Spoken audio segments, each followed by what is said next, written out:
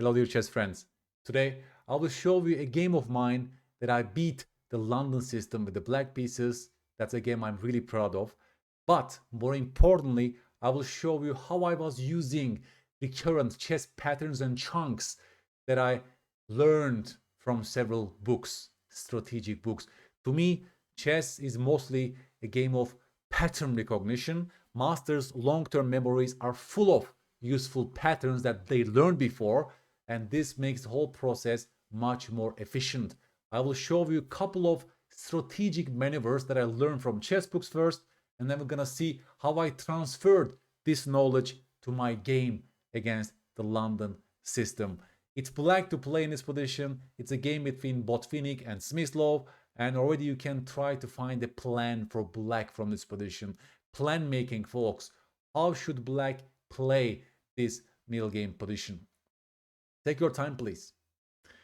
Folks, I was very impressed with this maneuver. Now it's called Smyslov Maneuver because it was first, I think, Vasily Smyslov was showing this idea in his games.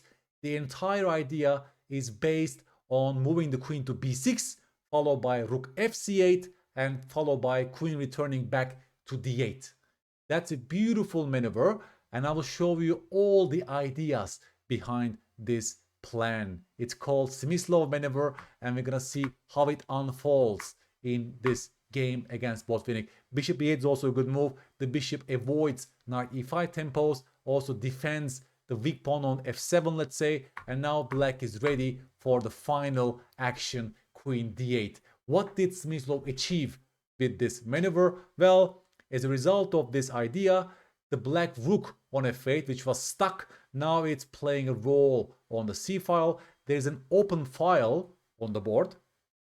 C file is the only open file. So black eventually wants to double up his rooks on the c file. So that's the first idea behind this maneuver. The second idea is, of course, bishop e8, defending f7, avoiding knight e5s, and the queen are looking, and they are still connected with all the heavy pieces. The play is obviously on the queen side for black in this position. If white ever goes e4, that will create an isolani on d4, and black is having a good game. You're gonna see how this game unfolded. a6, knight e5, b5. Very quickly I will show you the moves. You see rook c8, and Smyslov is already ready to double up his rooks on the c file, right? It's a beautiful idea for black, and black is definitely creating good play for his pieces on the queen side. That was the game continuation, folks.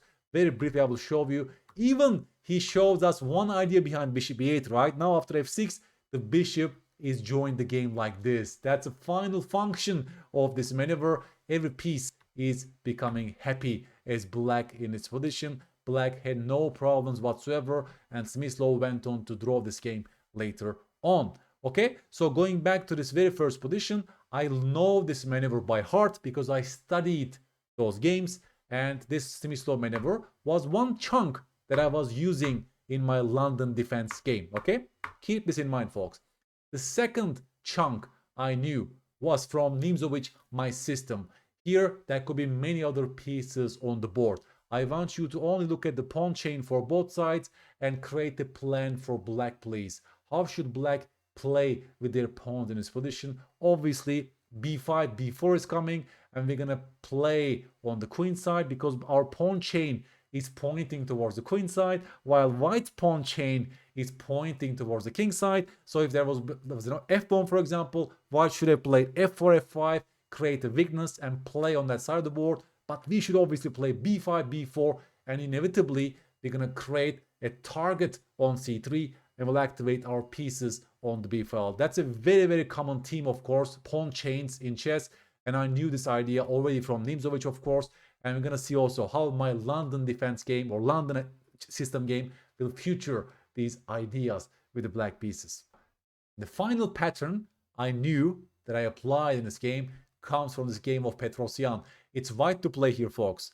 Please stop the video and find a good plan for white in this position. It's about exploiting those long-term weaknesses in the enemy camp.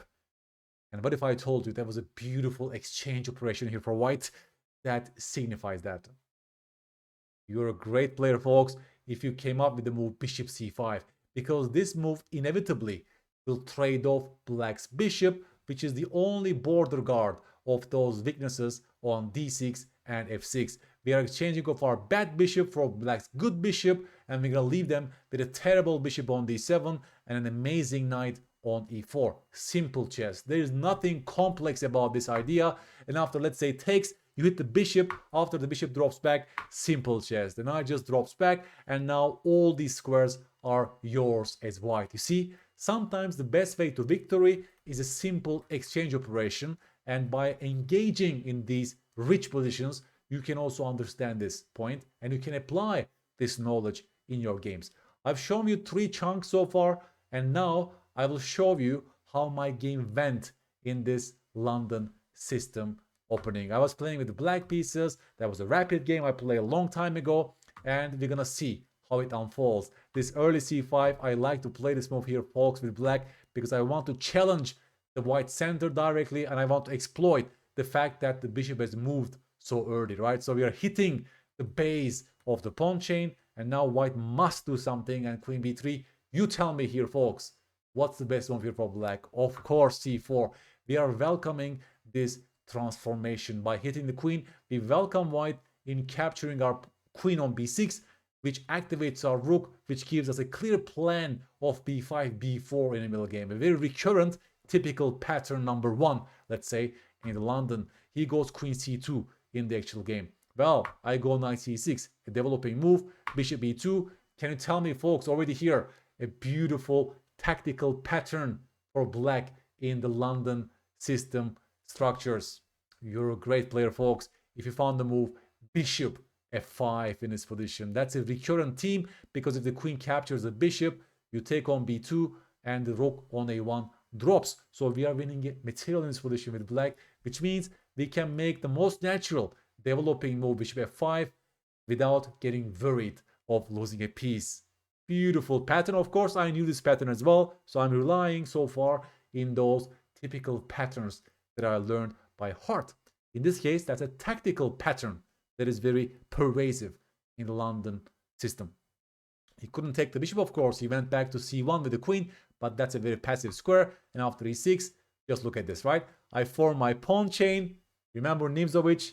And also I got my bishop outside of the pawn chain, and life is good for black. Black already has a space advantage, full control on e4, and so on.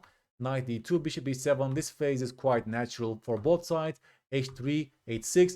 h6 is designed to prevent knight h4, because then I can save my bishop on h7. Another very typical theme in the London system.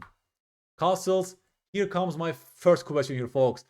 Do you remember one of the chunks I've shown you in this video? Can you tell me a good plan for black in this position? We are searching for a good plan. Talking about middle game plays here, folks. That's a beautiful idea for black. Yes. Remember Smyslov Maneuver? I played rook fc8. What's my next move? Very simple. Queen d8 back, followed by b5 and b4. You see, already here, I'm following Nimzowicz's teachings. My pawn chain is pointing towards the queen side. So which pawn break am I playing for? Yes, I'm playing for the pawn break b5, b4 to create weaknesses on the queen side, but my queen is in the way. I don't want to drop back my queen, because then my rook is crying. Thus, I play rook c8 first. Can you see the beauty of this, folks? This was a sort of a very natural idea to me once I asked myself those questions, but also, right, I was relying on those patterns which I learned before. It works like a Swiss watch for black, guys. I mean, the rook is already well placed, and our next phase is b5, b4. He tried knight e5, takes, and here comes knight e4. Knight f3. Here already, folks, knight e4 is coming next. I have to anticipate the opponent's next move. That's why I played the move knight c5, and after knight e4, I want you to stop the video again, and please find a good move for black. Where should the bishop move, folks, here on f5? What is that nice square to exploit those long-term weaknesses in the white's position? And you're a great player. The art of exchanging pieces. Bishop d3, I was very proud of this move. Remember Petrosian? Remember the move bishop c5 we saw before? Similar idea. By going bishop d3, you want to trade off the border guard of this weakness on d3. That's a weak square because your knight wants to exploit that square. It's as simple as that. This exchange wants to exploit long-term weaknesses in the white's position. Bishop f3, he avoid the trade. But after bishop f3, remember our main plan on the queen side? Yes, our main plan was b5 and b4. Right now, I cannot play b5 directly. So please, can you tell me a good plan for black here, folks? Yes, very simple move. Rook b8 I played, and I want to play b5, b4 to create a target, but also activate my rook on the b file. Simple chess. There is nothing complex about how I'm playing so far, folks. Of course, b5, right? I knew from Nimzowitsch that this break is correct in this pawn chain. Sorry about the arrow. That's the correct pawn chain. a3, what's our next move? Of course, a5, because we inevitably want to play the move b4. He was already desperate. He played bishop e2. But obviously, I'm so happy as black to take that bishop because now my knight is doing this, right? He's doing this because he's a beautiful d3 outpost, and I jump to d3 directly, sort of punishing his bad exchange operation. And now it's a beautiful position for black, not only because of the knight or the good bishop and so on, but also, right, all my pieces are well placed. There's harmony, and I have a clear plan in mind. Knight f3. What was my next move, folks?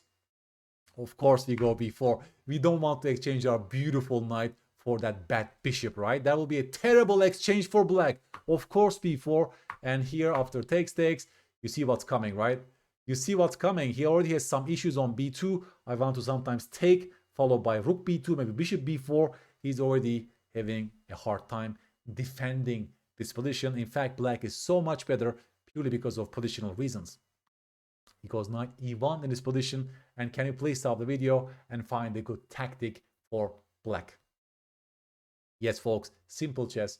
I took on c3, and if queen captures, that was the game continuation. Can you tell me the next move for black? Yes, very simple move, bishop b4, and we're gonna win an exchange on e1 once the queen moves, right? Queen d4, and I took on e1, and the rest was a technique for me because I have an extra exchange, also better pieces, and the game was already lost. After b takes c3 in this position, folks, if they recapture with the b pawn, of course, our move was rook b2, right? And now you see the function of this pawn break. b5, b4, activation, plus the pawn on c3 is a weak pawn. You see the main point. Why? That's always the right question. Why did we play b5, b4? For these reasons, right? Piece activity plus weakness creation. And now we're going to retain this knowledge for a long time. For example, queen d1, maybe takes, maybe knight c5 back because I don't want to trade off my beautiful knight yet, right? And white is totally suffering because knight e4s are coming, maybe rook b8, rook b3s are coming, and this pawn is terribly weak, this bishop is terrible, the knight is quite terrible as well, and black has a clear advantage, long-term advantage in this position. But after knight e1, takes, he collapsed, and after bishop b4, I won the game like that. I will show you even until the very end, let's say. Let's look at the technique. Queen b6, of course, I want to trade the queens now. He doesn't, obviously. One more pawn is gone. Queen g4, he wants to take on h6. Should we waste one full tempo with king f8? Maybe that's also a good move, but I found the move queen c2. I was very proud of this move, folks, because what's my point? First of all, I want to prepare rook b1 or maybe rook b2, but more importantly, if he captures on h6, what was my move? Yes, queen g6. This forces a queen trade because of this double attack, and I'm preventing all kind of counterplay. Now the queens are gone, and these rooks are gonna win the game easily. Also with the help of course, the passed pawn on the c file, the game is completely over. Yeah, so after queen c2, a multi-purpose move, he tried e4 to block the queen's diagonal, but then I played king f8 to stop bishop h6, takes, rook b1 first, takes, king h2, right? Just very quickly show you the moves, guys. I want to trade the queens again. Queen f5, g5 hits the bishop, check, king g8, of course, and after this, I take on d5, and the rest is technique. In this case, the pawn just runs. There's no counterplay. I want to trade the queens, otherwise my pawn runs, right? You see how I'm using exchange as a weapon in this case to win the position, to support my queen. And after queen d1, takes, and the rest is technique, right? Rook b1, followed by queen. And he resigned in this position. So what did we learn from this game, guys? I found this game to be very, very instructive because I was thinking to myself, how did I find all these moves? I remember this also didn't take me such a long time to figure out these moves because of the patterns and chunks which I learned, right?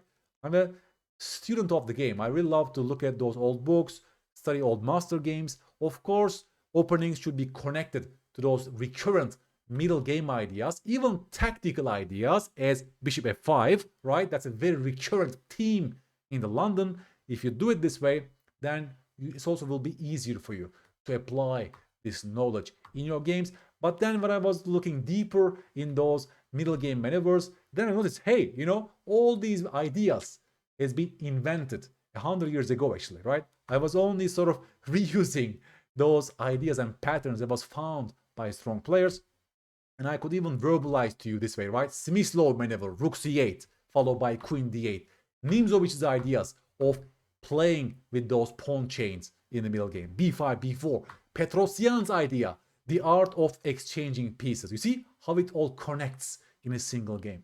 That was my point by the function of studying those positional patterns and internalizing it by asking yourself the why questions. Because this way it becomes crystallized in your brain. It becomes much more efficient for you to apply. You turn knowledge into a skill by also playing slow games.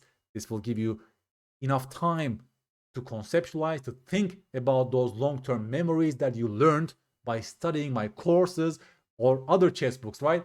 And this way of learning material is, of course, great for long-term retention, right? I will keep this knowledge probably for the rest of my life. I won't forget about these ideas tomorrow because that's much more deep knowledge we are talking about. That's almost like conceptual understanding that you can apply it to your games. Okay, folks, I hope you enjoyed today's lesson. Very quickly show you the moves again, followed by b4, and that was already much better. And hopefully this will give you a chance to crash those London system players that are playing those structures over and over again. Well, chess is beautiful. Even London system at some point, right? I won't condemn it fully, but now you have a weapon with the black pieces of how to play against the London system. Good luck. Please share your victories with me. If you apply those lessons in your games, I'm very curious whether you also can turn this into a skill. For further information of these concepts, my Chessable courses, the art of exchanging pieces and the art of awakening pieces. They will allow you to consolidate the lessons today. And if you like this video, folks, please give me a like and subscribe. That's very important for me to be able to produce similar content for you. I'm here to help you improve your game, and I will see you on the very next episode. Bye-bye.